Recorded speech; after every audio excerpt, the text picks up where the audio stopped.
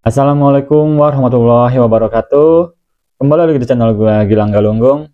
Tentunya kita masih membahas seputar kisah-kisah misteri yang dialami oleh beberapa narasumber kita. Dan video kali ini tim Gilang Galunggung mendapatkan sebuah cerita dari seorang narasumber yang dikirimkan langsung ke email. Langsung saja kita bahas ya, karena cerita ini cukup menyeramkan. Jadi kita kedapatan cerita dari seorang narasumber kita yang bernama Mas Irfan di daerah Jawa Timur. Jadi Mas Irfan ini akan menceritakan tentang kisah-kisahnya selama tinggal di rumah orang tuanya, itu di daerah Jawa Timur. Jadi Mas Irfan ini terdiri dari 5 saudara kandung. Jadi beliau anak kedua dari 5 bersaudara. Orang tuanya juga masih lengkap ya, masih ada. Jadi 5 bersaudara ini bisa dibilang laki-laki semua ya, jagoan semua nih untuk saudara kandungnya ini. Nah, Mas Irfan ini anak kedua dari 5 bersaudara. Jadi di rumahnya orang tuanya Mas Irfan ini itu memang cukup besar ya rumahnya. Jadi rumahnya cukup besar.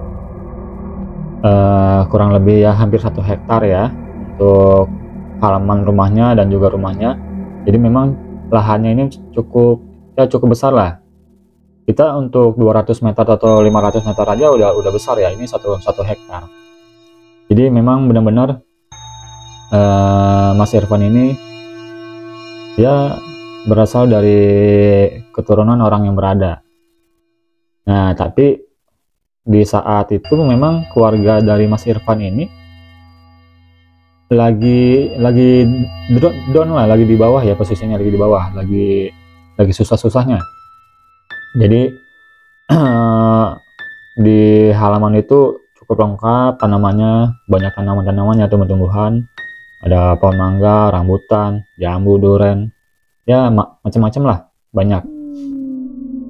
Dan ada salah satu pohon besar di rumahnya Mas Irfan ini.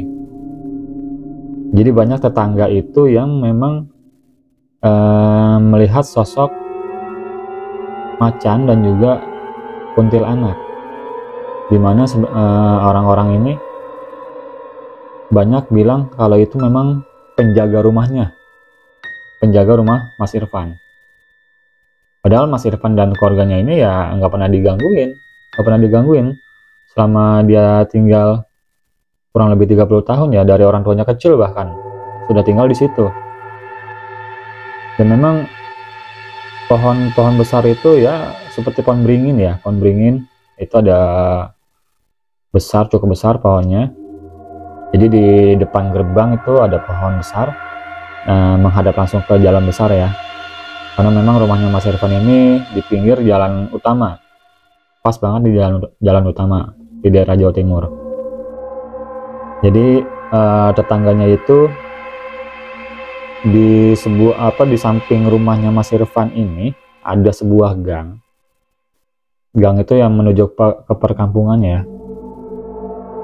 Jadi setiap orang lewat rumah Mas Irfan atau lewat masuk ke dalam gang itu selalu ditampakkan wujud yang memang ya tak kasat mata.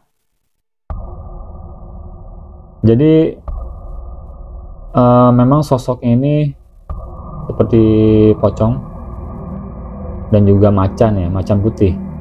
Ini kita nggak tahu ya itu sebagai memang orang tua dari Mas Irfan ini menganut kepercayaan yang lain atau seperti apa, kita nggak tahu juga. Karena itu berdasarkan info dari masyarakat setempat. Jadi memang banyak banget ya warga-warga kampung situ ya, perkampungan situ selalu diganggu dengan wujud-wujud yang memang tak kasat mata. Nah, yang paling sering dilihat oleh warga setempat adalah yaitu wujud dari macan putih ini. Jadi memang macan putih ini cuma menunjukkannya aja, tapi dia nggak mengganggu sebenarnya. Yang mengganggu itu adalah seorang ya wujud dari pocong ini, sesosok pocong ini. Itu selalu menampakkan dan mengganggu warga setempat. Jadinya ada laporan ke keluarga dari Mas Irfan bahwa coba ditebang pohonnya, karena ini beberapa warga memang selalu dihantui oleh sesosok pocong dan juga macan putih. Dan keluarga Mas Irfan ini nggak percaya, masa sih, saya puluhan tahun loh tinggal di sini, nggak pernah tuh melihat sesosok pocong dan juga macan putih. Kok bisa warga-warga setempat bilang kalau pohon ini memang ada penunggunya? Ya karena biasanya kalau penunggu itu, penunggu rumah atau ya penjaga rumah itu ya, memang nggak pernah mengganggu penghuninya. Bahkan penghuninya ini nggak pernah tahu kalau memang ada sesosok makhluk yang memang menjaga rumahnya ini. Dari hal-hal yang memang nggak ya hal-hal yang ditakutkan lah ya. Nah singkat kemudian pohon ini ya dicoba ditebang lah. Oke, coba ditebang, cuma kita nggak tebang full, cuma beberapa ranting aja dipapas. Cuma beberapa ranting dipapas. Jadi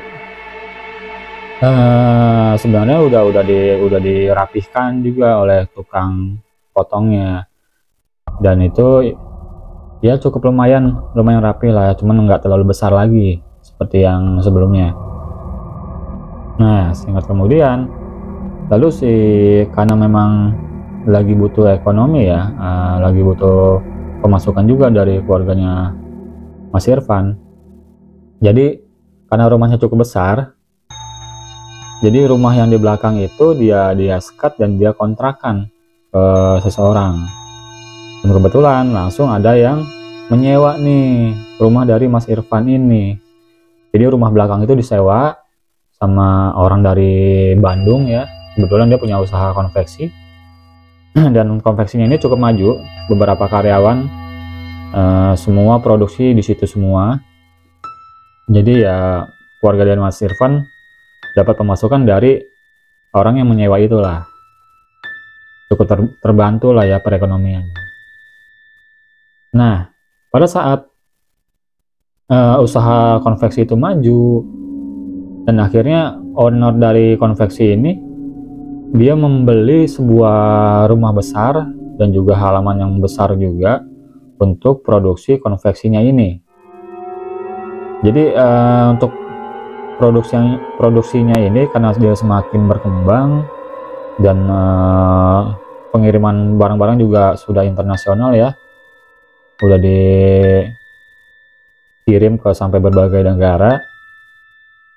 Dan akhirnya mereka pindah untuk produksi konveksinya ini karena masih ada beberapa bulan lagi ya, beberapa bulan sewanya ini berakhir.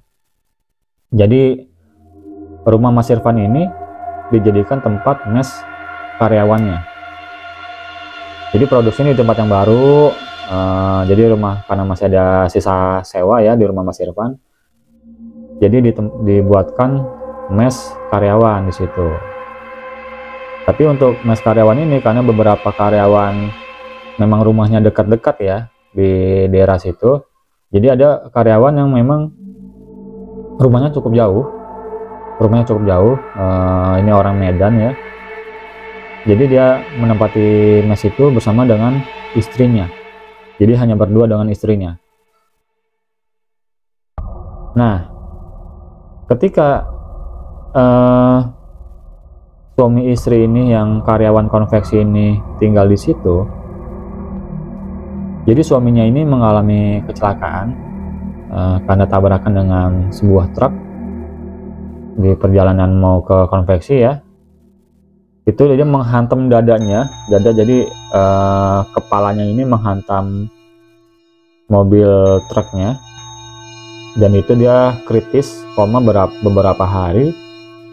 Setelah koma beberapa hari, jadi karyawan dari konveksi ini meninggal dan dibawa karena keluarganya jauh ya, jadi untuk mayatnya ini, jenazahnya ini dibawa ke rumah Mas Irfan yang disewa sebagai tempat konveksinya. Setelah itu jenazah dikirim karena memang menunggu keluarganya. Jadi di dalam rumah yang disewa itu hanya jenazahnya dari karyawan itu dan juga seorang istri beserta anaknya yang masih kecil-kecil ya. Setelah diantar ke rumahnya Mas Irfan yang disewa itu, dan jenazahnya itu ditaruh di posisinya di depan pintu bagian dalam di daerah ruangan tamu ya, di ruang tamu lah. Jadi di daerah ditaruh di situ di ruang tamu. Jadi istrinya ini sama anaknya ini tidur di dalam kamar. Jadi di depan itu cuman jenazahnya aja nih sambil menunggu keluarganya datang. Karena keluarganya ini tinggal seorang ayah aja, ibunya juga sudah meninggal dan memang keluarga ini jauh-jauh ya. Jadi nggak sempat datang.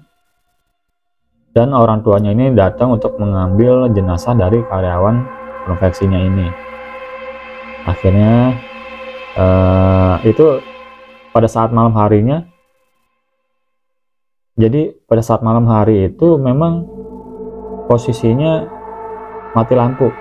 Inilah anjlok ya. Listriknya anjlok dan itu karena satu listrik dengan rumah Mas Irfan. Jadi meterannya ini posisinya itu ada di rumah yang disewakan ini, di depan pintunya ini. Nah, Mas Irfan mencoba untuk naikin meterannya ke rumah yang di belakang. Setelah dia jalan untuk naikin meterannya yang turun, dan itu Mas Irfan kaget, kok pintunya kebuka, nggak ditutup, tapi ada sendal ya, sendal anak-anak dan juga seorang wanita. Jadi Mas Irfan penasaran, dia longok ke dalam ya, dan dia pada saat itu kaget, astagfirullahaladzim, pada jenazah di sini. Dan nggak taunya itu jenazah karyawan yang kerja di konveksi itu, yang ditempatin yang sekarang jadi mes ini, karyawan. Langsung dia tutup pintu juga, tutup pintu dari rumah itu, dan listriknya langsung dinaikkan. Ternyata setelah listriknya dinaikkan, istrinya dari jenazah ini baru keluar buat nemuin Mas Irfan. Kaget Mas Irfan, kok kenapa nggak bilang ada jenazah dibawa ke sini? Terus mbaknya sama siapa? Saya sendiri Mas, sama anak-anak. Ini lagi nunggu keluarganya datang. Siapa yang datang? Cuma ayahnya aja yang nggak mau datang, karena saudara yang lainnya jauh-jauh. Nah ya oke lah, waktu itu Mas Irfan setelah kaget itu ya memang langsung info ke orang tuanya kalau ada jenazah di rumah yang disewakan ini. Lalu orang tuanya datang membawa jenazah itu untuk disemayamkan di kampung halamannya. Jadi karena memang udah nggak ada yang tinggal lagi di situ, karyawannya juga ya udah nggak inilah ya, udah pulang ke rumah masing-masing. Jadi rumah yang disewakan itu kosong beberapa bulan. Tapi tetap berjalan ya sewanya, karena si owner dari konveksi ini memang langsung 1 tahun full untuk sewanya ini, jadi nggak tiap bulan. Daripada kosong, jadi rumah yang di belakang ini disewakan lagi nih ke orang lain. Bukan disewakan ya, jadi istilahnya diizinkan untuk ditinggalkan ya oleh orang lain. Jadi ada sebuah warung di depan rumah Mas Irfan ini.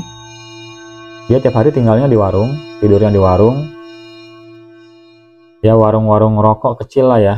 Dia orang dari luar juga, pendatang juga. Jadi dia ada suami istri dan juga anaknya yang udah dewasa ya. Jadi tinggal di warung itu.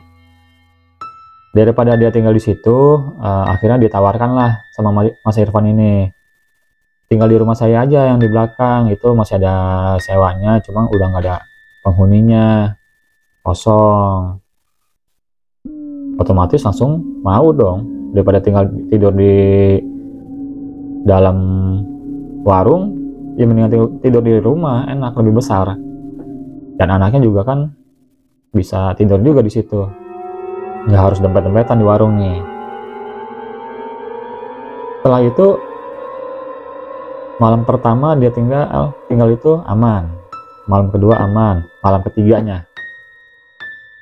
Jadi suaminya ini karena jaga warung, tugasnya jaga warung, untuk anaknya memang lagi pergi ya. Jadi istrinya dari penjaga warung ini posisinya lagi tidur di rumah belakang yang Mas Irfan sewakan ini. Jadi disitulah hal-hal mistis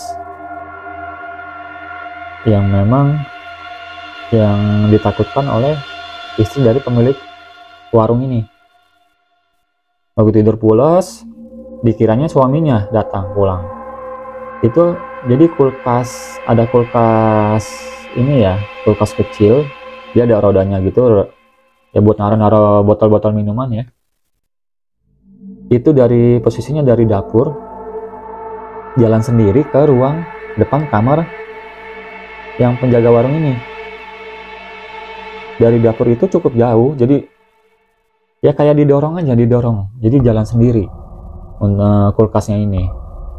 Jadi di situ kebangun, istri dari penjaga warung ini kebangun, buka pintu, kok kulkas pindah ke sini depan, si bapak kemana nih? Pas dicek memang bapak lagi jaga warung. Oh ternyata lagi jaga warung bapak. Ibunya karena udah pulas ya, jadi nggak diajak warung. Nah akhirnya dibenerin lagi, kulkas dimasukin ke dapur lagi. Pada saat jalan dari dapur ke kamar, itu kulkas jalan lagi ngikutin si ibunya. Langsung shock dong ibunya, kabur. Jadi dia kabur, manggil-manggil, keluar rumah ya, manggil ke suaminya yang lagi jaga warung, ke suaminya. Pak, ada yang nggak beres di rumah belakang ada yang beres. Kenapa bu? Kulkas jalan sendiri dari dapur ke kamar. Ibu lihat sendiri, itu kulkas jalan sendiri. Ibu sampai kaget. Masa dia, karena beda ya, beda pemikiran wanita dengan laki-laki itu beda. Karena jadi si suaminya ini yang jaga warung ini nggak percaya. Masa sih ibu ini kali mimpi kali, lagi ngigo kali.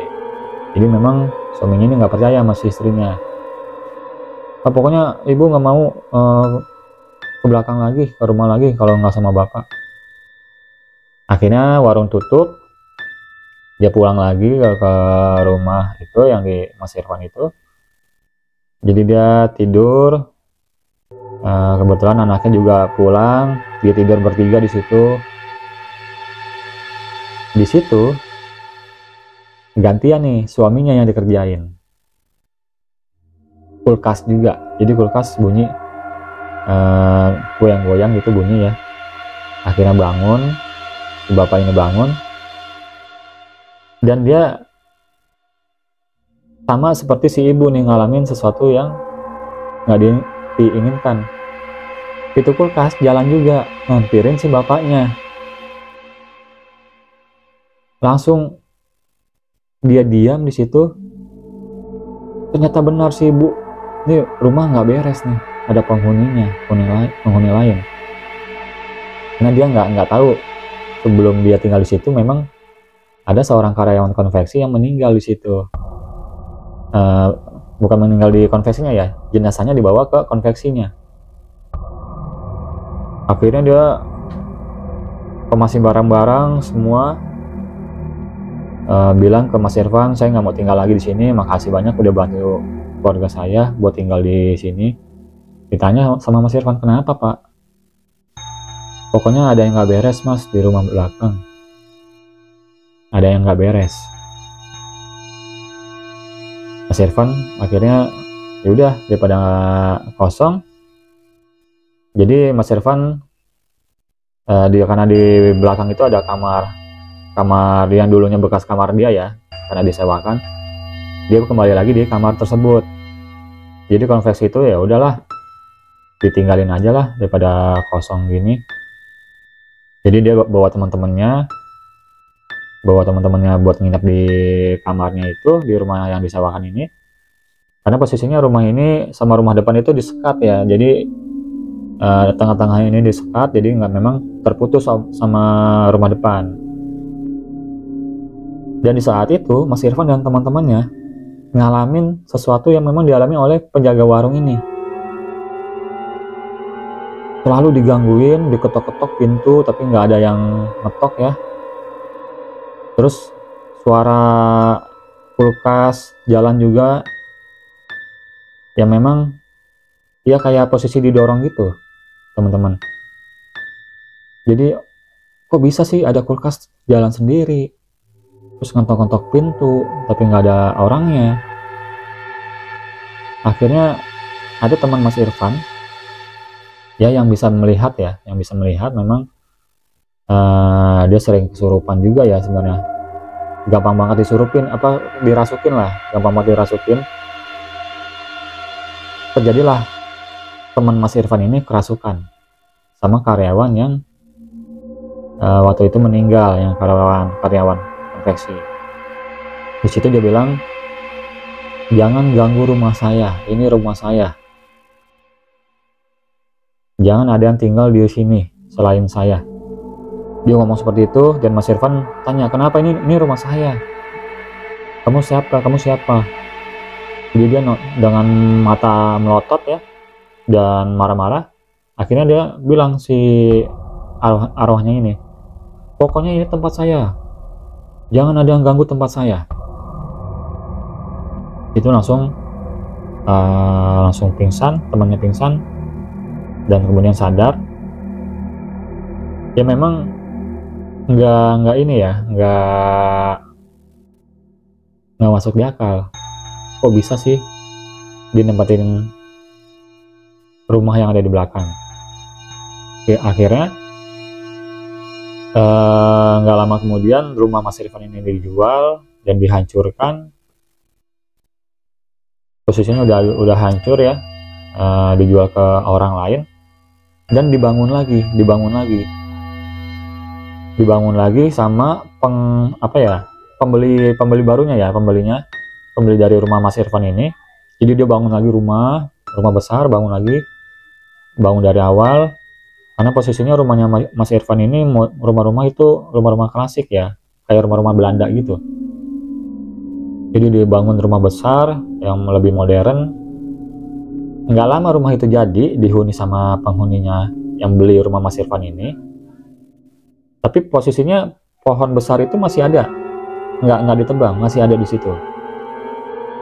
Seminggu setelah tinggal di rumah baru itu yang baru dibangun itu, keluarga baru kebetulan yang belinya ini orang luar negeri, orang bule. Nggak lama dia tinggal di situ, seminggu terjadi hal yang memang nggak diinginkan. Rumahnya tahu-tahu terbakar. Padahal nggak ada yang nyalain api atau korsleting, tiba-tiba kebakar sendiri. Itu di daerah dapurnya. Padahal dia nggak pakai ini ya, kompor gasnya itu setiap tidur selalu dicabut. Tiba-tiba kok ngebul nih, kompor meledak. Dan itu di situ Mas Irfan dapat kabar bahwa pembelinya yang rumah dia ini mengalami luka-luka yang cukup parah, luka bakar. Dan di situ berpikir, jangan-jangan ini arwah itu masih mengganggu aja nih penghuni yang baru nih.